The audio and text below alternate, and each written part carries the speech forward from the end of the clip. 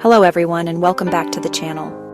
Ever heard of an entire city abandoned in the middle of the ocean?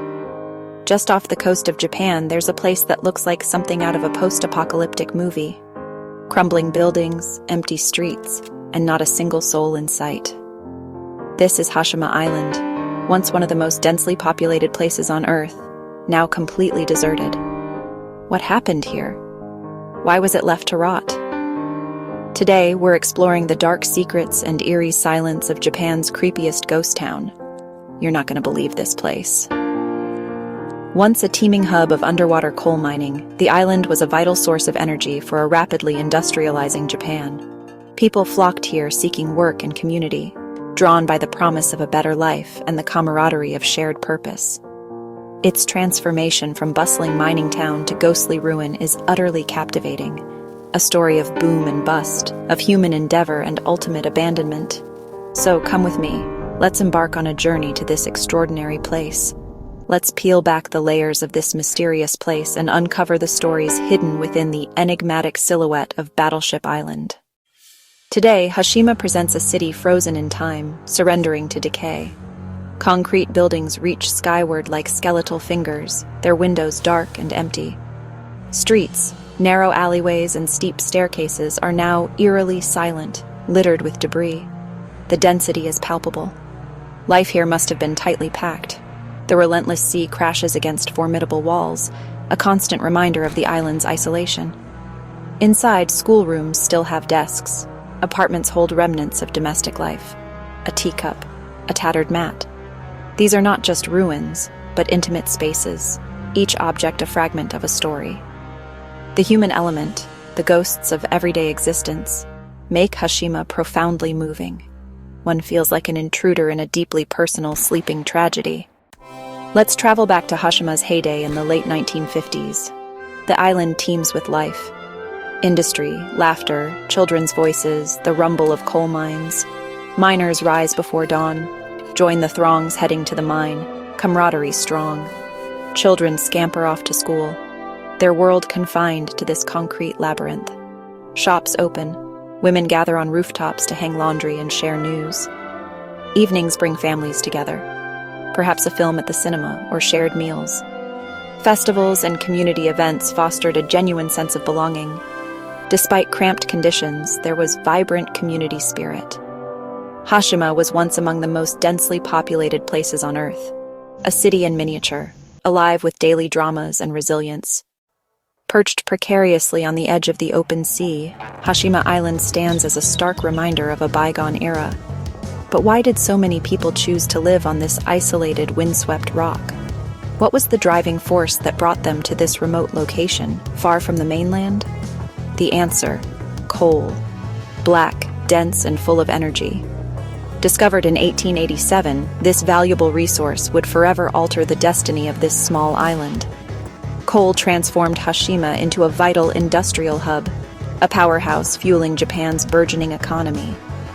It became a crucial site for resource extraction. Mitsubishi, recognizing the island's immense potential, bought the island in 1890, solidifying their control over this precious resource.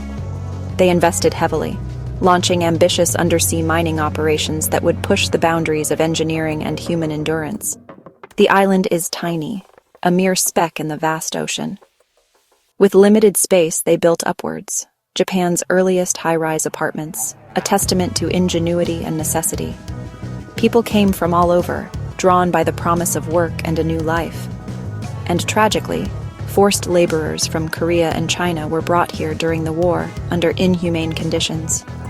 Life was dense, every square inch was utilized.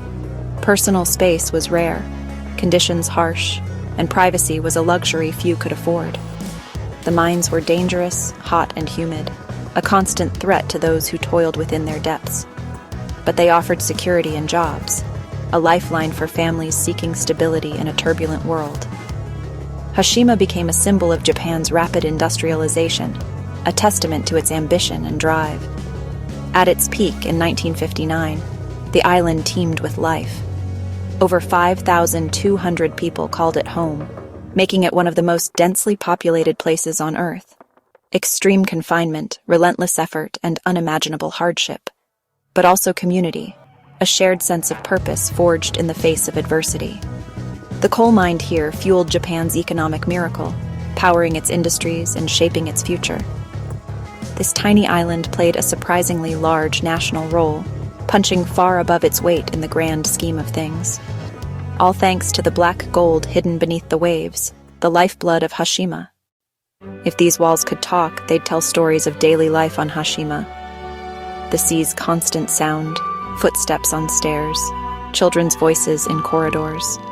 Coal dust mingled with salty air and breakfast aromas. For children, the island was their entire world.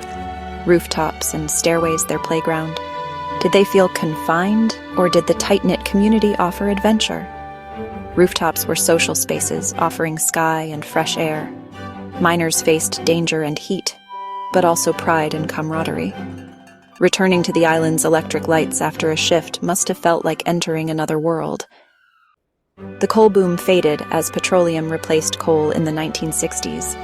Hashima's undersea operations became too costly. Jobs dwindled. Families left, seeking new opportunities on the mainland. The mine officially closed in January 1974. Within months, the island emptied. Over 5,000 souls gone. The last residents departed in April, leaving Hashima to the wind and gulls. Silence descended. Schools, shops, and mines closed. The laughter, chatter, and industry vanished overnight. Hashima became a ghost town, its purpose extinguished. The concrete city was left to face the elements alone. A stark end to a unique chapter in Japan's history. Today, Hashima possesses an undeniably eerie, otherworldly atmosphere. Silence is profound, broken only by seabirds and crashing waves. Decaying buildings stand like tombstones. Modern ruins surrendered to nature. It feels as if time stopped and everyone vanished, leaving behind their lives stage set. The island is haunted by memories, not ghosts, echoes of thousands of lives. Personal belongings, shoes, books, dolls, remind us of the human drama here. Isolation amplifies its mystique. Nature slowly reclaims the concrete. The contrast of decay and new growth creates a chilling beauty. Hashima makes us ponder the impermanence of our creations. Hashima is more than a ghost town, it's a testament to a pivotal era in Japan's history. Its ruins remind us of the human effort and sacrifice behind industrial progress. The island's rapid abandonment highlights the vulnerability of single-industry communities. Hashima is a stark metaphor for boom and bust growth and decay. Its history includes the dark chapter of forced labor during Waiutu stories that must not be forgotten. The island stands for both industrial might and human rights. For architects and historians, it's a case study in high-density living and innovation. Its preservation poses challenges, but its value as a UNESCO World Heritage Site is undeniable. Hashima teaches us about resilience, adaptation, and the legacy of ambition. So, what do you think? Is Hashima Island just a relic of Japan's industrial past? Or is there something more haunting beneath the surface? If you enjoyed this dive into one of the world's creepiest ghost towns, hit that like button, subscribe for more abandoned history, and don't forget to ring the bell so you never miss a new mystery. Got a place you want us to explore next? Drop it in the comments below. Until next time, stay curious, and maybe don't wander too far off the map.